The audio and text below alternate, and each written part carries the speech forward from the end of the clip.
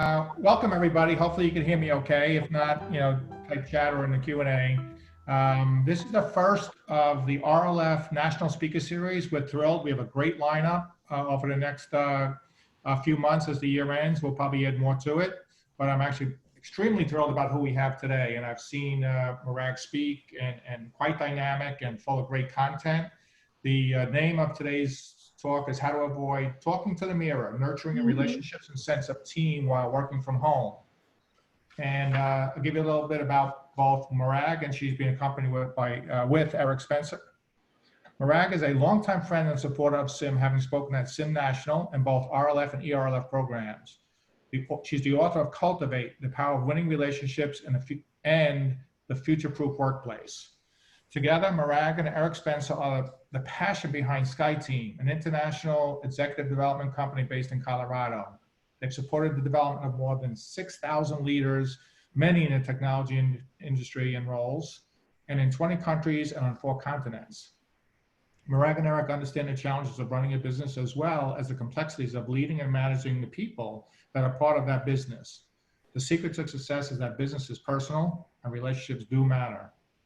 Today they're asking us, does your leadership pass the test? Don't worry if you're not sure. The last few months have been a leadership crucible for all of us. The good news is they will also be sharing the 5 things you can improve on today. I actually got to see Morag speak twice, once at a conference and once in Executive RLF, and absolutely phenomenal, high energy, very engaging, and extremely content rich. So I'm glad you all joined us today. And with that, please join me in welcoming our speakers, both Morag and Eric. Morag, Eric, it's all yours. Thank you. We're excited to be with you. And you're right, the original title, it's the same content, but the title that we talked about, Jim, was around how to avoid talking to the mirror and nurture that sense of connection when we're all working from home. Because I don't know about you, when we're talking in here, especially when we have that selfie view, it is just like talking into the mirror. And sometimes there's that echo and crickets when you ask a question and there's no response. It makes us wonder, is there anybody out there? And so today we're going to focus on, tap, tap, tap, love it, Eric. We're going to focus on how do we maintain and nurture a sense of connection now that we recognize that we're probably in for the medium long haul in terms of this work environment. It's been 5 months already. And when we first went into this, there was the shock and awe of, hey, it's going to be 2 weeks, it's going to be 4 weeks, it's going to be 6 weeks. And time has flown in the blink of an eye. But before we dive into a little bit more of the context and where we're coming from, I would love to know where you all, or y'all, are coming from. Eric and Lydia were making me practice my Texan drawl earlier. And as you can see, I still need practice. So I'm curious, where are you? If you are actually out there, and according to this, we have 124 people, where are you calling in from? Can you advance the slide for me, Eric? And there you go, David, type into the chat for me. He's in Connecticut. We've got somebody in Boston. Oh, it's going to go fast, Chicagoland, not just Chicago, Chicagoland. Okay, Eric, where are these places? Oh, Newington. Hey, Golden, Colorado, right down the road. I'm in Broomfield, so. And I'm in Westminster. We have somebody from France. Oh, it's evening time. Welcome. Thank you for being here. It's almost dinner time in France. It's nearly bedtime. It's 8 hours different. Chicago, Boston, Irvine, depending on. We have a few Q&A, East Hampton, Foxborough, home of the Patriots. So I asked this question because it's been a while since we got about. And Eric and I used to travel practically every week, and he had a tactic for connecting with people when he traveled, which was to wear a baseball hat. So Eric, just briefly, tell us about your baseball hat and its approach to connection. So it's interesting. I'm a bald guy, so I wear a lot of hats.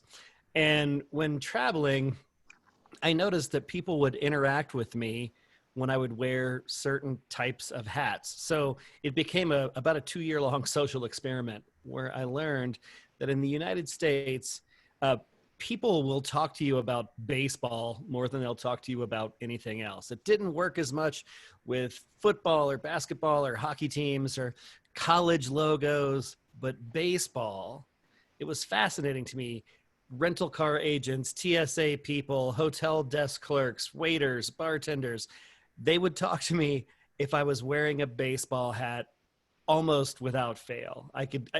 On the trip, I would get at least one or two conversations that I would have never had otherwise. So as that experiment grew, I got to be, I tested things, I poked at things. When I would go to New York City, I would wear my Red Sox hat and vice versa. Because then those interactions would still happen, but they would be different. But they were always good natured. I just thought it was really interesting. You know, if you wear a college logo, you may catch the attention of folks who went there or the arch rivals of that school. Football didn't seem to work, but man, Americans love talking about baseball. And like I said, I ended up having interactions that I would have never had. And I just found that really fascinating. I met some really great people that do the work that we do, people that do work our clients do. And I don't get to do that anymore. I used to do that a lot in airports. We spent a lot of time sitting in airports and in airport lounges. And yeah, we just don't have those incidental conversations, those spontaneous connections like we used to.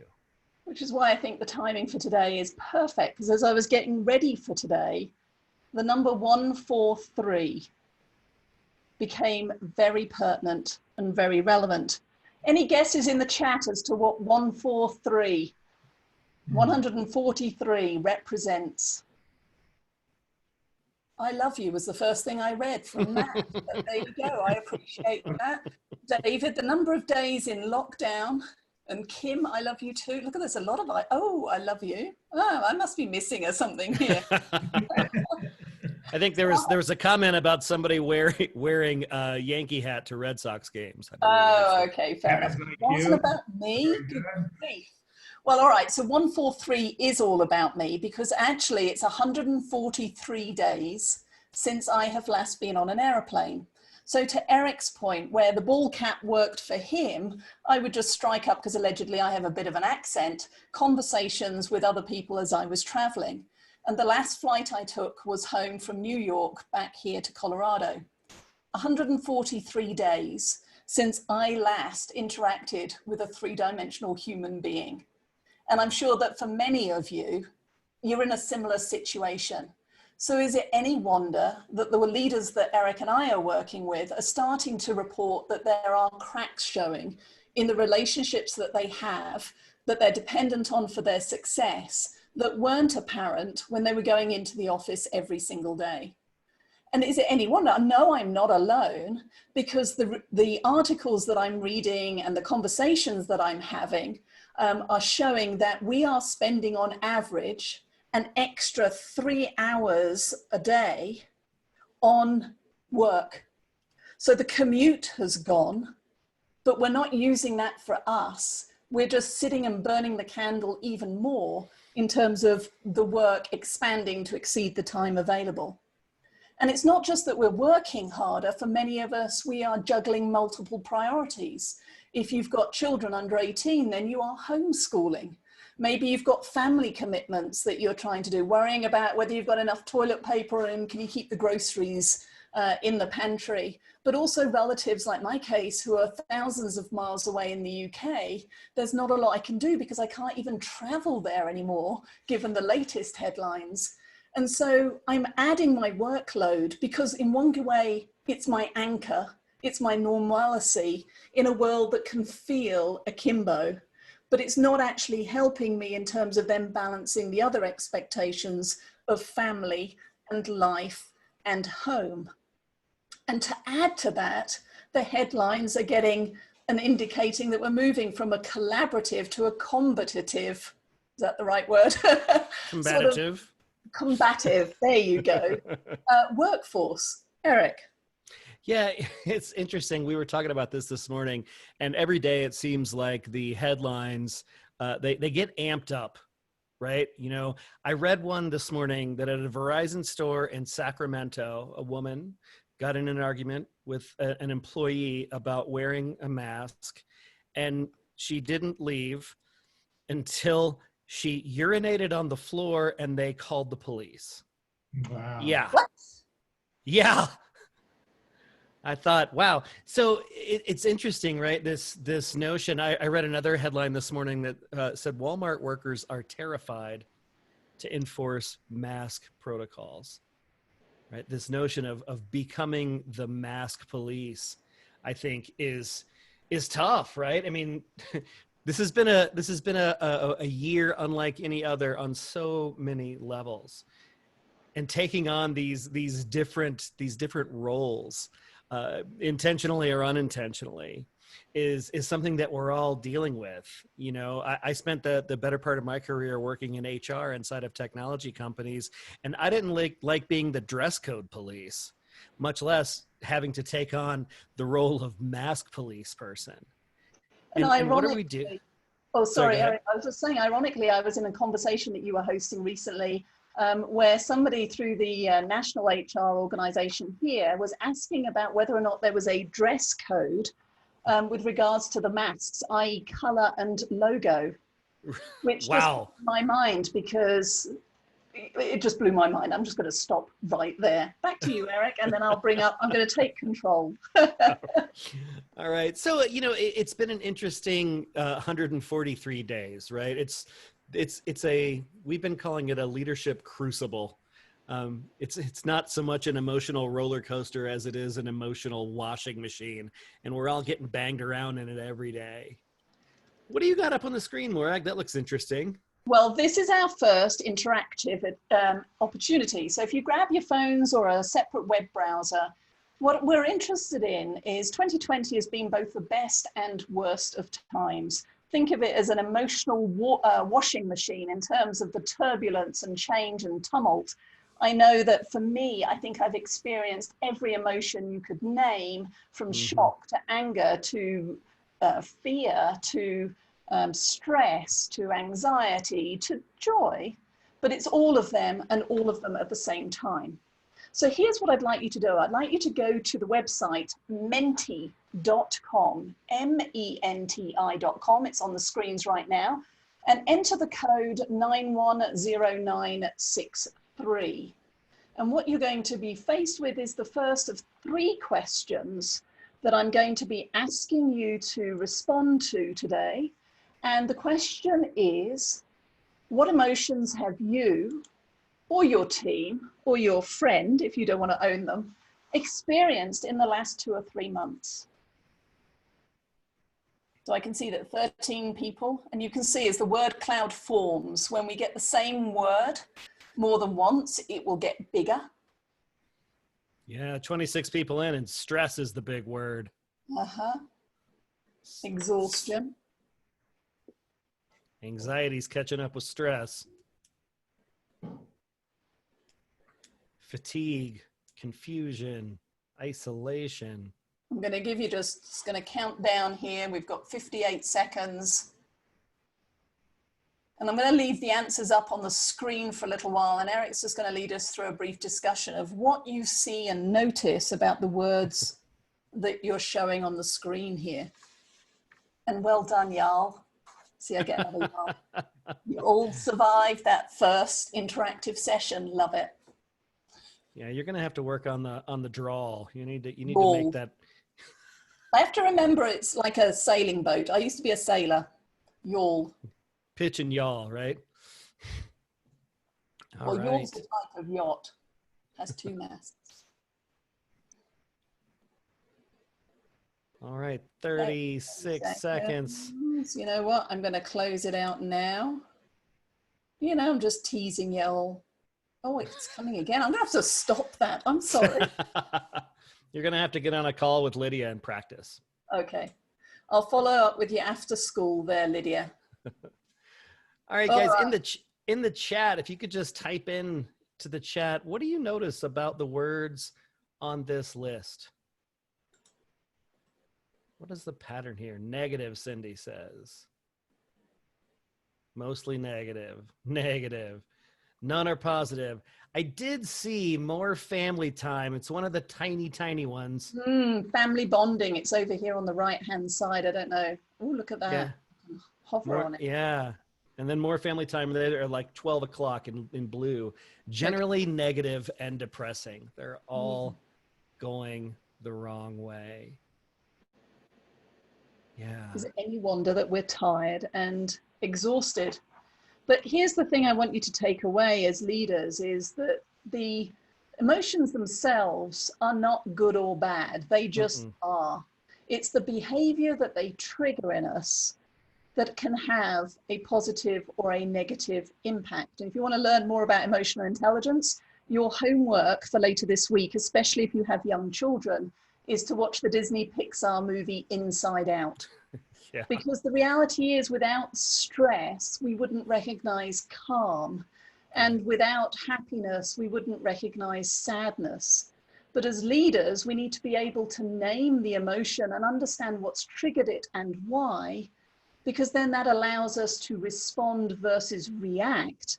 And as leaders, as each of you are, no matter where you are in your career or organizational level, how you show up and how you are present with your teams, whether that's your professional work team or your professional home team or your professional friend team, matters.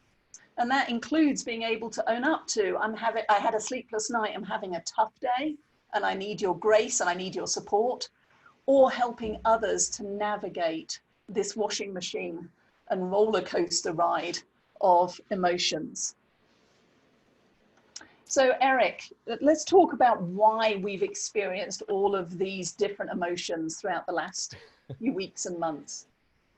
Yeah, it's funny. It made me think about Maslow's hierarchy of needs. If you guys remember back to your intro psychology class, you've probably heard this phrase and are probably familiar with this concept, right? Maslow's hierarchy says that basically we're sitting on a stack of needs, and at the base of that stack is our physiological needs, right?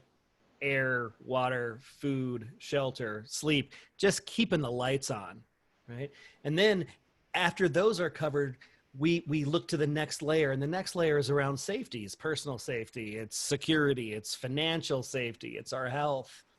And then if we've got a roof over our heads and we're pretty safe and secure, we step into love and belonging, and that's around friendship and intimacy and family and just this sense of being connected. And that's what we're talking about today.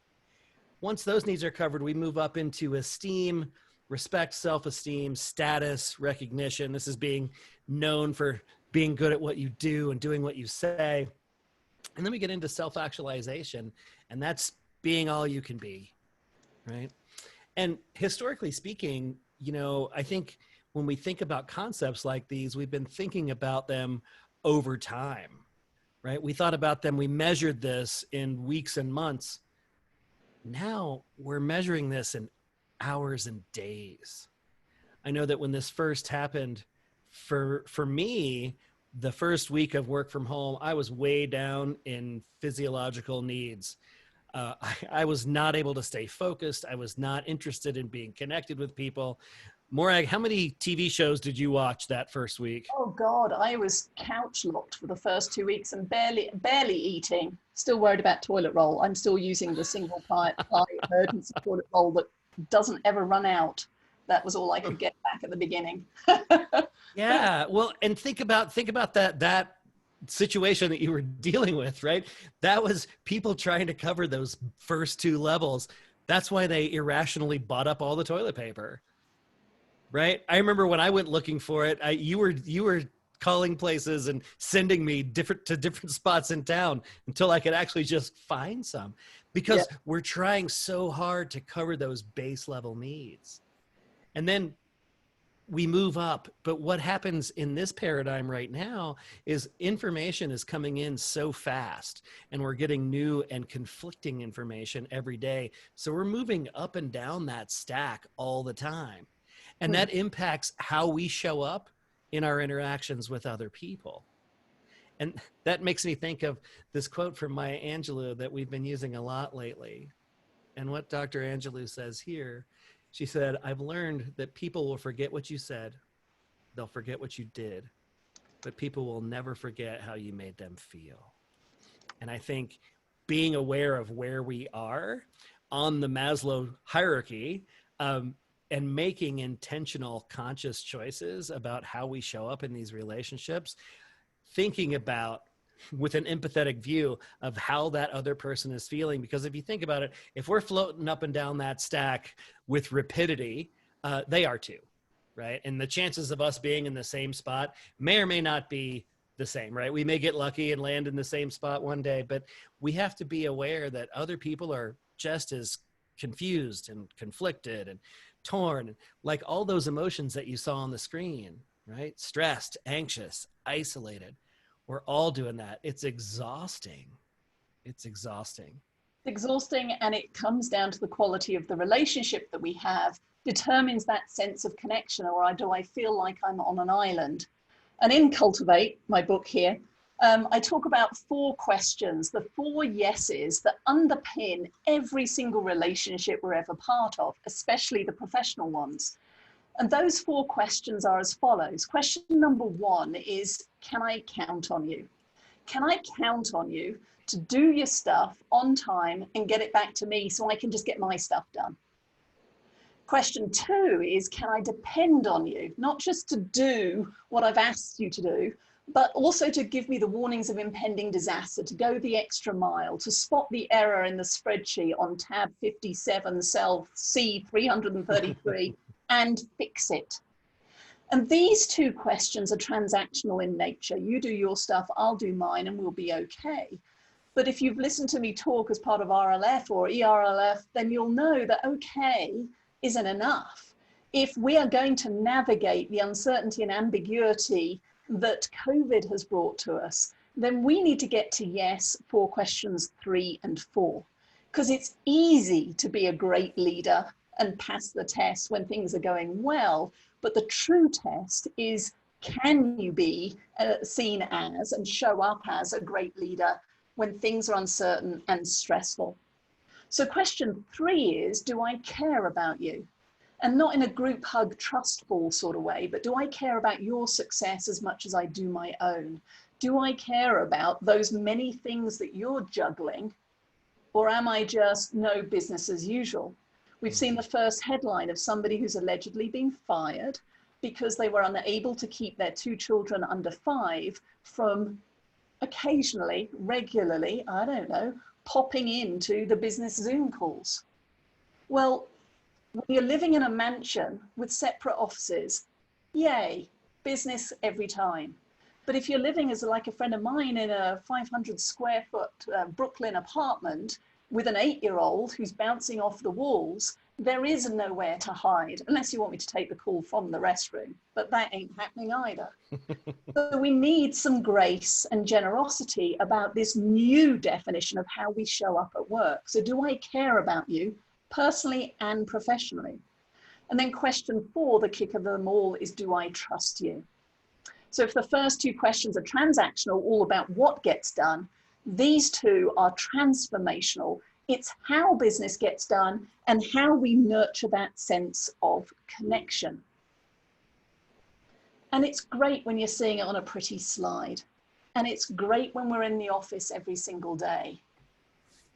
How many of you, as you think back over the last just 2 weeks, just give me an X marks the spot in the chat if you have been surprised or blindsided by the words or actions of a colleague, hesitant to make a decision, waiting to find out how others might react, or guarded with your opinion for fear of how others might react or interpret it. Just give me an X if you're a yes to one or more of those. Here they come, fast and furious. Thank you. X, X, X, X, X. It's like lots of little kisses being thrown to me. Well, they do love you. Appropriate way. Yeah. So somebody there, surprised. Look, I've got quadruple X, not just 3. So thank you. Well, what that tells me is that you are not at 4 yeses. You aren't at an ally relationship level, which I talk about in Cultivate. And so why is that? Well, the reality is that now that we're working from home, we feel connected, but I believe we're even more disconnected. And the reason is I'm seeing, when I'm not doing a Zoom webinar, but I'm seeing into your home, maybe into your bedroom, into your kitchen, into your house. It feels personal. And yet the reality is it's still impersonal because I didn't actually choose to invite you in. I've had to invite you in. It's in your face because we're all on the close-up, hence a bit of lipstick before I got on this call, and we're all busy looking at our selfie, and it's exhausting. You don't take a mirror into real meetings, so switch off the selfie view, please, when you're on Zoom, Teams, or whatever, when you're on a digital meeting. And of course, everything happens now on the calendar. Everything is scheduled. There is no spontaneity. There are no water cooler conversations or chance encounters in the break room, or even the overheard conversation 2 desks down where you think, oh, I've got an opinion on that, or that impacts my project. It's just me shackled to this chair for 143 days, which is not as fun as it sounds. And of course, when I'm here and all I know is I'm up to here with the emotions and the to-do list, and in my imagination, Eric is down in Westminster playing on new tech. He's got it easy. Just goofing off. Goofing off. And in the absence of information, I start to write stories. We all start to write stories. And unfortunately, those stories tend to be negative and they tend to be personal and they assume the worst. So those relationships that may have been strong when I saw you every day and there was banter and we were having fun as well as getting the work done, we're now in more of a hub and spoke environment where everything is one-to-one, even when you've got many people on the Zoom call, versus those side conversations and ad hoc conversations that would happen when we were live and in the same meeting room. So those 4 yeses in January are here in July, at best 4 maybes and possibly 4 no's. Because can I count on you? No, don't go too fast. No, because I haven't got all the equipment. Hey, I used to work with 3 fancy 30-inch curved screens in the office or whatever, sets your world on fire. Now I'm working from my laptop screen. Can you depend on me? No, I can't go the extra mile because my kids are about to fight over the Legos and I haven't got any toilet roll. Do I care about you? Well, how would I know if you care about me? The last time you called me just to shoot the breeze or check in, I can't remember. It's only when you need something. And therefore, do I trust you? I don't know. I'm just busy trying to get my stuff done. Hey, Morag. Yes. Sivakami has chatted in. He said also there are no boundaries, especially if you work for a global company. There's no end of the day per se. Well, yeah, we've got our friend here from Paris. So thank you. And let's see, 8 hours. It's nearly midnight by the time we've done this. So thank you. But that's a true issue, is how do we set boundaries? And this is going to be one of the tactics that we're talking about in terms of taking back control and making sure that we are nurturing that sense of connection. But I am going to pause here and ask you to put into the chat, before we even start sharing our tactics, what are you doing right now to keep that human and humane connection going with your now everybody's distributed teams? Just put some of the ideas and suggestions in the chat box. So David, virtual happy hours. I'm all for a virtual happy hour. It's never too early for a gin and tonic. There's the calling your teams every day. We have Friday happy hours, virtual coffee meetings, check-ins, one-to-ones, absolutely. Kahoot games, Morag. We know the Kahoot games. If you've not heard of that, we will put it into the chat when all of the thing has stopped scrolling so you can find it. But it's a great little resource for doing quizzes and engagement outside of the day-to-day. When we do it, work is off limits. Thank you. Emphasizing more than normal, benefits of the doubt. So that's true. Give the benefit of the doubt when others are having an off day. I had this a week or so ago. I thought I was hiding it. And then Ruby on our team called me and she said, how are you doing? And I did the usual British thing of fine. She said, so how are you really doing? And I realized then, that was when I realized it was the 143 anniversary when I was going to do this keynote, and all because she took the time to check in, because she could see I was not being me. I was not faking it as I thought I was. Mm-hmm. So spontaneous calls are impossible. Eric's going to talk about that when we get to a technique called 2515, because people aren't always picking up, but it doesn't matter. Do it anyway. There's some other good ones in here. Jamie says, Freddie, question. What's something you're looking forward to? What's next in your Netflix queue? What's the title of the book closest to you right now? Yes. John McGinnis says, we're doing a virtual concert this week. So I have questions about that. I'm performing in a dectet, 10 players, socially distant. We're doing it at a farm, so we're doing it outside, and the audience are going to be driving in and listening to us on the radio station. So there are ways to find joy and silver lining. And as Margot has typed into us as well, trying to call and just say hello and not ask for anything. So thank you for all of this. But ultimately, in order to keep that sense of connection, there are 3 things that you need to keep in mind. Eric. So working from home, as we all are, as a lot of us are, it's a team sport. You're dependent on other people for your success. We don't do things all on our own anymore. You can't high perform alone. You just can't.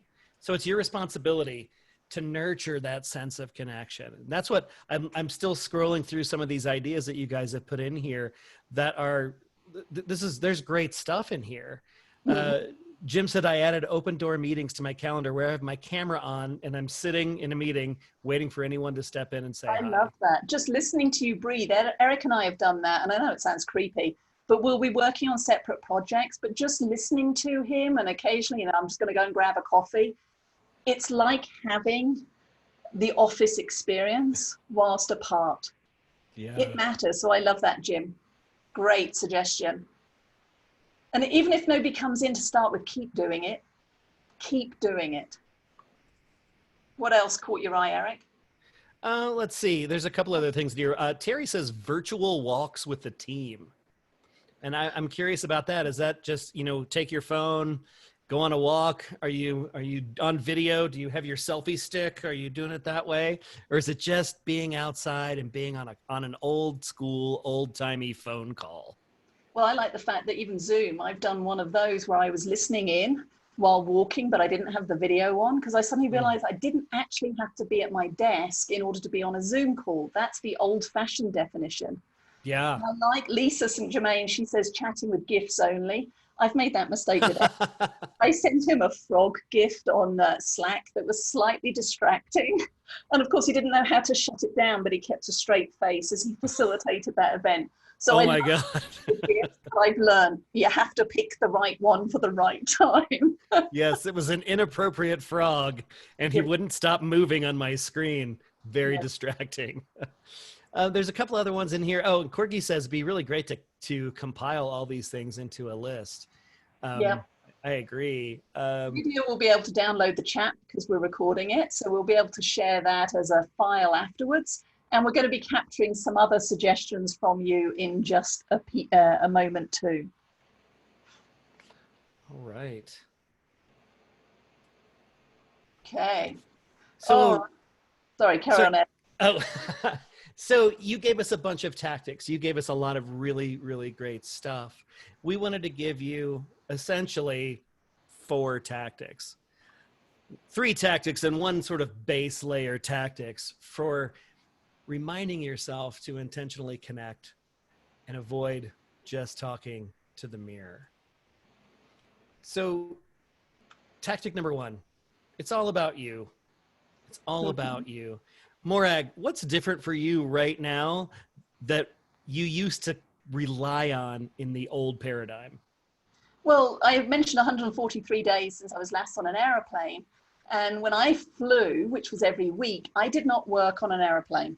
It's too crowded. People are going to look over your shoulder. I use that for my Netflix time, for my reading time, for my research, for my just thinking of good ideas. So it was my decompress time.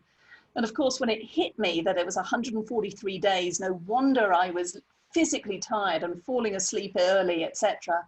I've now scheduled on my calendar the equivalent of airplane time.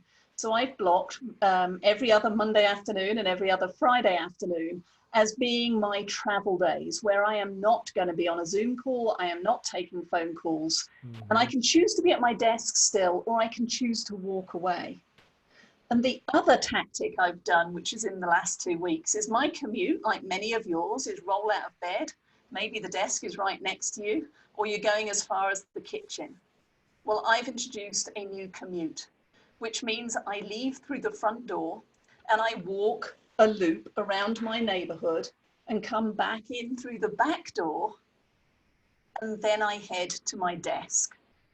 And so just getting outside and seeing the sky, just getting outside and getting some fresh air, it's not the hours from Colorado to New York commute that I might have done for a client engagement. It can be 5 minutes, it can be 30 minutes, but I now don't just roll out of bed and start working. I go to work, and that needs a new commute. I love that. Bianca's chimed in as well. She loves that idea. You know, I think it starts with you. For me, it means you've got to make sure your bucket's full, or at least got something in it, right? You can't really do the rest of these tactics that we're going to share effectively unless you've got your own bases covered first. This notion of the commute, I loved, because I was thinking about this and having a conversation with a client the other day, and what we talked about was there's no commas in our days anymore, right? We used to count on the frustrating commute, the bad traffic, the late flight. We used to count on that for our opportunities to do whatever we needed to do. And we don't have that anymore. Like Morag said, our feet hit the floor, we roll straight into doing mode. Yeah. So I'm going to take back control here. We're going to do another Menti. So I would love to know from each of you, what are you doing to fill your bucket? Before you go, Morag, Dave wants to know if at the end of the day, you leave your office through the back door and come around the block to the front door. I do now, because originally I could only go in and out through the back door because I've had baby birds nesting on the reef on my front door. But I love the fact that it should be a reverse commute. I like the attention to detail there. All right, so you can see on the screen, what are you doing to fill your bucket? Walking, I love that. Yoga, running. Taking a walk between meetings, that's Eric's just started doing that. We launched a leadership program for a client this morning, and at the end of the morning Zoom, he disappeared, 30-40 minute walk, yeah. And that was good. Walking my dogs, going to the track to run each morning before work. I love that. Exercise. And I would imagine for many of you, the exercise took a hit, because Eric, you were a gym rat, weren't you, before all of this hit off? What happened to your exercise routine? Yeah, well, it got crushed. I was going pretty much 6 days a week, and then I couldn't go at all. And that was back in when you were couch locked. I couldn't figure out what to do. I couldn't get up the motivation to do anything. And I've had to rebuild all those habits in a way that I didn't anticipate, right? Yep. All right, what else are we seeing on here? Running, there's some themes. Walk with the spouse and the dog. I walk my son's dog every morning. Lucky son. Meditation, home projects. Somebody said walk while listening to Audible. I do podcasts when I take my walks. And that way I'm actually learning, picking up new things, and I'm getting outside. So there's one here that says taking a break for lunch and a walk with the dogs. I saw an article that was showing a curve on either internet usage or just power usage. And the internet would, I think it might have been Google. They were saying that the number of employees logged on at lunchtime when they were in the office, you could see a dip because people would go out to lunch or they would go and meet in the cafes, etc. But now what they're seeing is that evens off. It drops just a tiny bit, but not the same extent as it was, because we're spot welded to the goddamn chair. Go have lunch, people. Yeah, toss an X into the chat if you eat lunch at your desk most days. Still. Here they come, Morag. Look at them. Bang, bang, bang, bang, bang. They are just coming in. Oh, there's a sad face with one of them. Okay. So Susan says sometimes she eats at 3 p.m. Oh, well, I've had that too, where you suddenly look up. So I'm going to stop sharing, and Eric, you can take the PowerPoint back. This will remain open if you want to add anything else, because we will be sending you all of that information after the presentation too. So as Eric says, it starts with you. What are you doing to fill and maintain your bucket? Because when you've done that, then you can still go first, step 2, which is reaching out to others in 2515. Go for it, Eric. Yeah, so 2515 is a system that I created about 7 years ago when I needed a structure to help myself actively, intentionally connect with folks. I'm a pretty introverted person. I'm a DISC C, if you guys are familiar with the DISC assessment. I'm a Myers-Briggs INFJ. So I needed a prompt. And so I created the system. I wrote an article about it back in 2014 when 2515 was actually a date in the future. Now it's way in the past. But essentially what 2515 is it provides a set of guidelines for you to use when you're actively, intentionally trying to connect with folks. So the 2 in 2515 used to be 2 face-to-face meetings a day. Now it's 2 eyeball-to-eyeball meetings or mask-to-mask socially distanced meetings. But it's 2 one-on-one interactions with a visual component, and everything counts, right? If you jump on a Zoom call with your mom, it counts toward the 2, right? 5, that should say 2515. Oh yeah, 1515. Detail. The 5 in 2515 is 5 telephone reach outs. And what's funny about it is I saw in the chat earlier when we were asking what people did, somebody said phones are 95% voicemail. No one answers their phone anymore. And that is so true. And that's why the 5 in 2515 is really easy to do. People use their phones like this and not like this. So you can get those 5 done really quickly. You can get them done between coming out of the grocery store and leaving the parking lot, because you make that phone call and most people are not going to answer. And here's the thing, even if I'm busy, if I get that call, it's like, oh wow, Eric cares. Remember the 4 questions? And now the ball's in my court to ring back. But it doesn't matter whether you get the human being, the fact that he took the time to just say, hey, just checking in, how you doing? Yeah. That makes all the difference for the sense of connection. And the key is to call when you don't need something, right? It's you call and the script is really easy. The script goes something like this. Hey, Morag, you popped into my head today. I'm just wondering how you're doing. Love to catch up sometime. If you're busy, no pressure. Just would love to hear what's going on in your world. Hope you guys are doing well and your family's safe, or whatever. Really easy. No ask. And there are a bunch of tactics you can do to spark yourself to do those 5 calls. I do one I call spin the phone. I open up the contacts on my phone and I give it a spin and I put my finger down and I stop it. And wherever that lands, that's who I'm calling. And I was doing this with a group the other day, and one of the participants did a phone spin and she said, this is a guy I met in a bar in Ireland who was really drunk. I'm like, gotta call him. Delete that one. I think she gets a buy on that one. So 2 eyeball to eyeball meetings, 5 telephone reach outs, and then 15 total contacts. So if you do the 2 and the 5, you're over halfway there, right? So just anything else counts. Skype notices, LinkedIn messages, texts, right? What you're looking to do is build those connections, maybe those connections that are a little bit dormant. You can do the Gmail equivalent of spin the phone. You can open up your Gmail or your mail program, go to the search bar and type in 1 letter and see what comes up. You can go to your text message application and scroll all the way down to the bottom. In some cases, those texts may be 2 or 3 years old, way down there. Reach out. use that same script, but in text version. Hey, so-and-so, hey, Jim, thought about you today, wondering what's going on in your world. Hope you're staying safe. But I would say this, when you do the things with your phone, always include your name, even in the voicemail, because a lot of times people get new phones and your number didn't make the cut.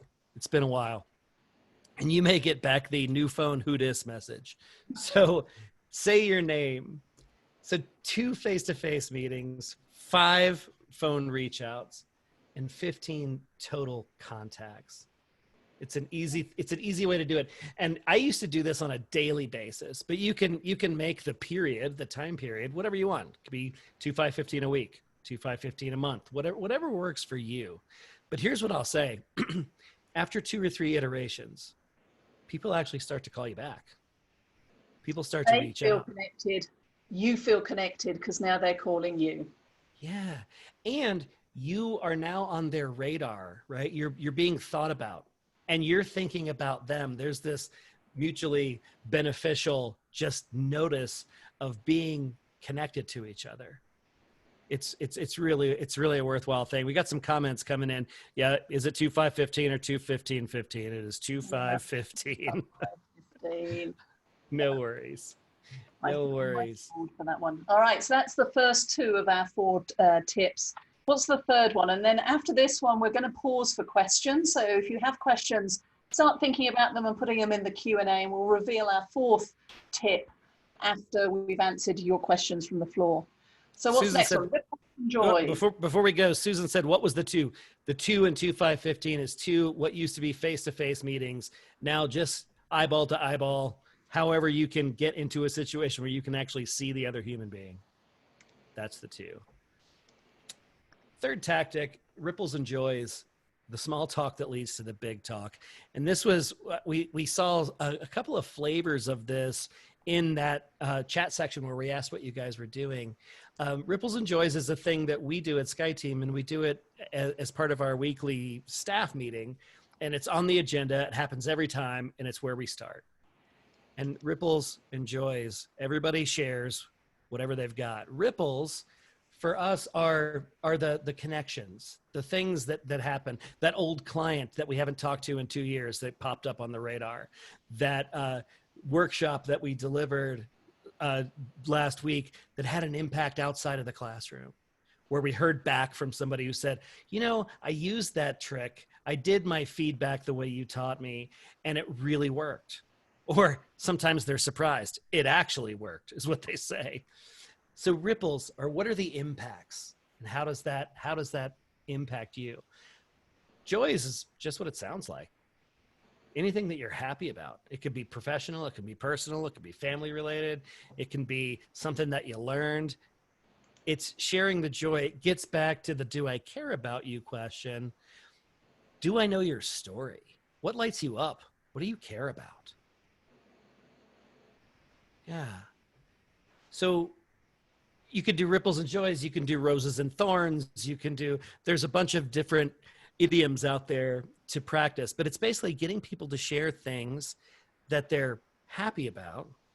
Someone said in the earlier chat, sharing good news, right? That's really important. And what do they need, right? How are they impacting? And I love this. Bianca's just typed in that she does peaks and valleys. I like that one too.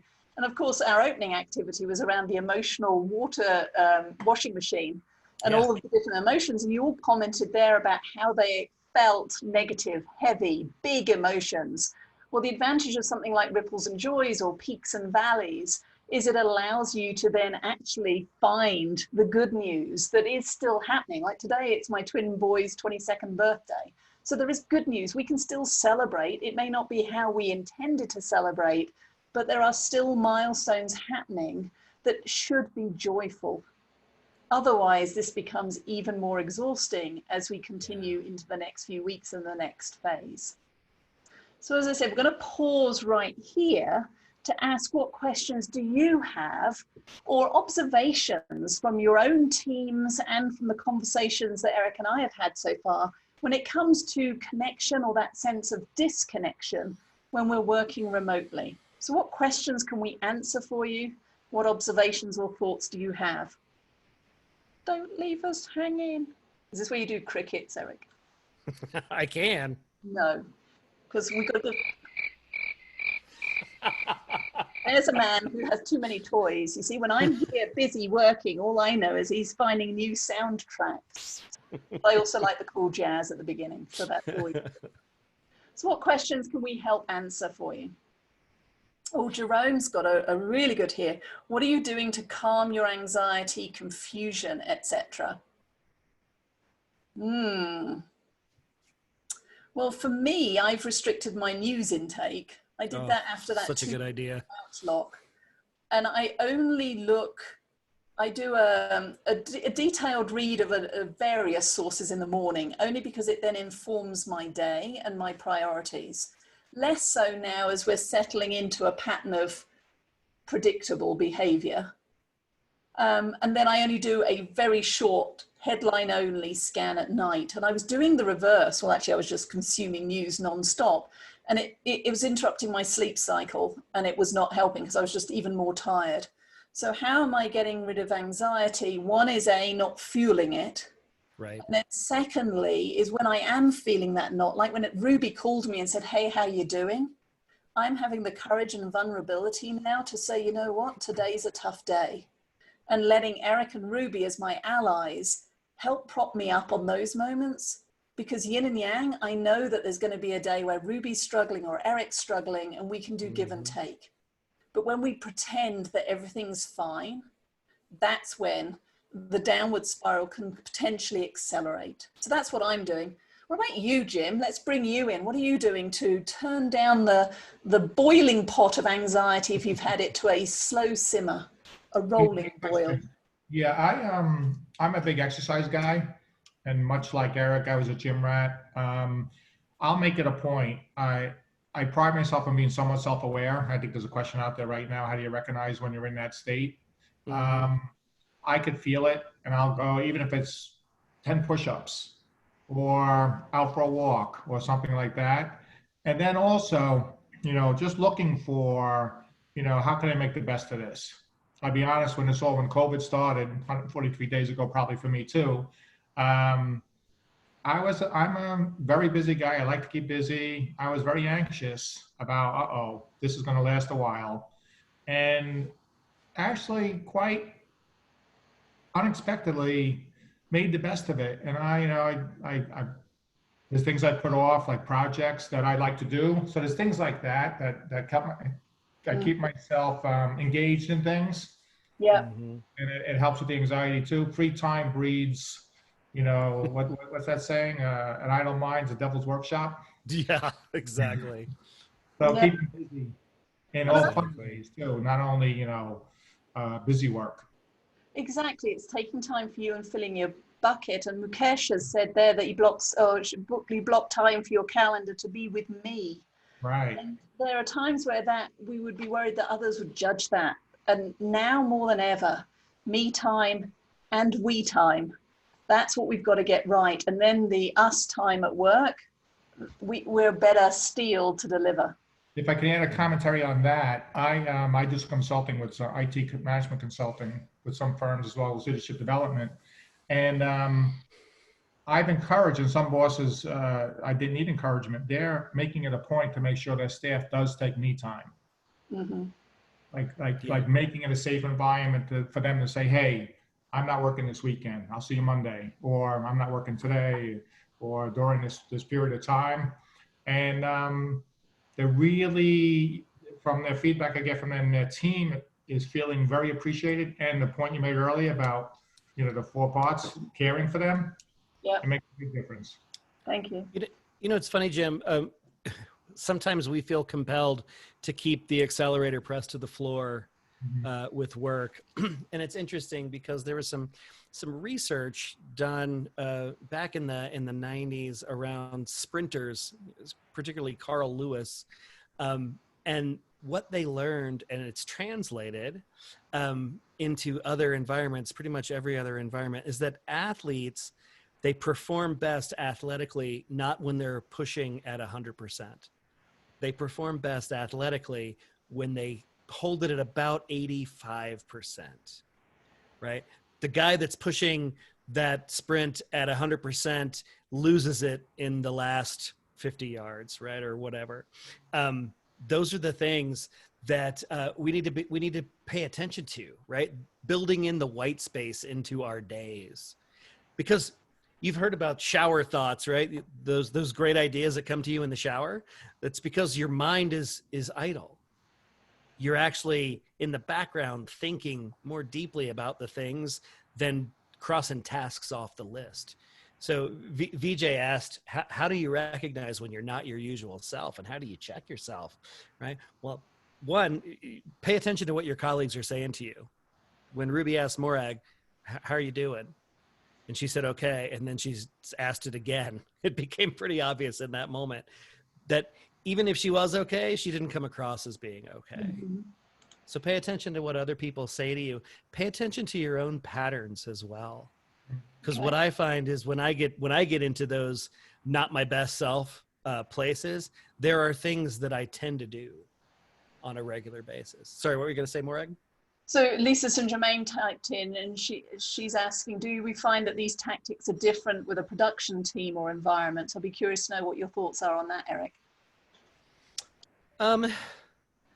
So yeah, I mean, I think there are a lot of things we do. I'm looking for the question. I just lost it. Oh, it's in the Q&A. Don't worry. There it is.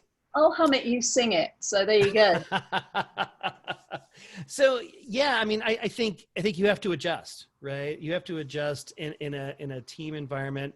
You have to make sure that everybody has the opportunity to be heard in that team environment. Because what we've learned, especially in the last 143 days, whatever our natural preferences and tendencies are, we tend to double down on that when things are stressed. So make sure that your introverts are getting heard. So I'll pick the next one, and I scroll back up. Laurie had typed in the chat, how do you draw out introverts to talk? I can barely even get them to turn on their cameras. So there's two parts to it. The camera piece, you have to turn yours on anyway. And we have started as part of our virtual facilitation. We were actually working with a software engineering team last week, and we had times where the cameras were deliberately off to allow people to write down on Post-it notes their first three thoughts in answer to the question. We were doing their technology roadmap, and then we shared. And the way we're sharing is a number of ways. We've used Google Jamboards, which are free, and if you just find it, if you've got a Google account, it's like a whiteboard, but it's got a great sticky note system. So people can put up all of their ideas, and then we can group them, remove the duplicates, and start a conversation, because everybody's had a time to say something silently versus it just being the chatty ones like me who dominate the airtime. And with the engineering team last week, we discovered a new toy. We're so excited. A mural board, which is like Miro, which is stimulating overload the first time you go into one, but we're working out how we can use it, especially with non-tech folk, as a way of doing those breakout groups. So if you've got a large team, I encourage you, do breakout rooms on Zoom or Teams, 3 people in a room, go and answer this question, come back and share. And that's how you start to build confidence and making sure you're not just hearing from the same voices every time. All right, so apps to connect other than Zoom or House Party. I mean, I've touched on terms of collaboration tools, the Jamboards and Mural. If anybody's got other apps that they're using to connect, then please write those in the chat. And Dane, Eric, here's one for you. Dane asks, what is everyone doing with regards to vacation? So you can share what we've all done in terms of short breaks, but also what you're hearing from your bartender HR professionals. And we're down to the last 7 minutes, and I've got one more slide, so we've got to go. Yeah, so with vacations, make sure people are taking them. Even if they can't go anywhere, it's really important, right? Going back to that fill in your bucket white space idea, people need to know that A, it's okay to disconnect, and B, that they're expected to. And I think that's really important, because right now, a lot of people are feeling anxious about proving their worth, making sure they still seem valuable, so they'll not be on the layoff list if there is one. But we're not at our best when we don't take that break, so you're going to have to. So I'm going to give you permission to multitask as I share our final tactic for you. But I'm going to ask you in the menti.com is if you would like us to connect with you, if you could type in the one thing, short text only, what you're taking away from this call. But if you put in your email address, I'll share all of the export from the Menti. We'll send you the chat, we'll send you the slides. But what I'll also commit is if you want other ideas for how do you build connection and interactivity, a sense of fun and care with your teams, then call me and we're happy to share. And of course, if you want to learn more about how we help that engineering team with their technology roadmap, or the team this morning that's in software with their leadership program, again, call us and we can talk about what we can do for your team and organization. But Eric, if you can put the slides back, our final tactic as you're responding to that menti.com is to take a relationship pulse check. Often when we're working remotely, we are straight down to business every time we get on a Zoom call. And ripples and joys definitely help. But in your one-to-ones, I encourage you to ask these 3 questions on a regular basis, not all in the same conversation. But number 1, what's working? Get to those ripples and joys. Excuse me, help me to understand that I've got a sense of control and I'm still adding value to the organization. Ask me what's not working. Where am I stressed? Where am I feeling anxious? Whether it's about life and the world and where the planet's going, or whether it's about how I work with the team. And then ask, what's the one thing that you can do as a boss, as a colleague, as a team member to help ensure your or our success? And even if you can't do it, the fact that you ask means that I feel like I count, that you depend on me, that you care, and therefore that I trust you. And you get to the 4 yeses. So these 3 questions, it's not rocket science, it's common sense, an uncommon discipline that I guarantee will nurture that sense of connection and help ensure that you and your team are remaining resilient and as productive as you can be as we go through. So as we come to the end of our time together, in that last menti.com, if you do enter your email address, we'll make sure that we send everything to you. But Eric and I ask that you connect with us, whether it's on LinkedIn, by email, that's my cell phone. If you call me, as Eric said, 2515, I may not answer because it goes to silent at night, but I promise I will call you back. And even if it's just to listen as you share the challenges you're experiencing. And then if you want for me to provide some coaching and some guidance on tools and resources, you are not alone. There is somebody out there. And it's Eric, it's me, it's Jim, it's Sim. Oh, it's poetry. You are not alone, but make sure that you are investing in you and those relationships that matter and nurturing a sense of connection. Thank you. Morag and Eric, that was absolutely spectacular. I love all the points you made, very content rich. A lot of, it's actionable. The 2515 and the even those 4 go from transactional to transformation, and what we ended with, absolutely phenomenal. I could see why you're so popular on the speaking circuit. We're getting tons of great feedback in the Zoom chat about how great it was. So I share that myself. And for those listening, this is the first, and the next few folks who speak have a big shoes to fill with how this went today. But the next one is a timely subject, unconscious bias in the workplace. Ooh. And the speaker is Trevor Gandy. He has his own business now, but he was the chief diversity officer for a Chubb Insurance Company, as well as played a serious consulting role in a similar fashion with Amazon. And I think you really will enjoy it. Like I said, it's timely. And after that, that one is Tuesday, August 11th. Stay tuned for emails on that. And then in September 22nd, we have a Lessons of Leadership. The CIO of the State Department, Stuart McGuigan, he used to also be the CIO of Liberty Mutual, of Johnson & Johnson, of Medco, and CBS. Quite successful guy, quite humble, but has a lot of good leadership lessons. And then in, when is it? In November 17th, June Drury, who most of you probably know, but she is a highly regarded Hall of Fame CIO who was my predecessor at Chubb and is highly skilled at developing successors. And we're going to tell the story from both angles, because I was her successor, and how how she developed me and how I responded to her development techniques and what worked and what didn't. And that should be pretty engaging too. And stay tuned for others as we add them. But I just want to thank everyone for attending. There'll be a survey sent out, I think tomorrow. If you could please take the time to fill it out. What worked, what didn't work, what would we do better, things like that. That'd be great. And everyone stay healthy, and look forward to hearing from you all soon.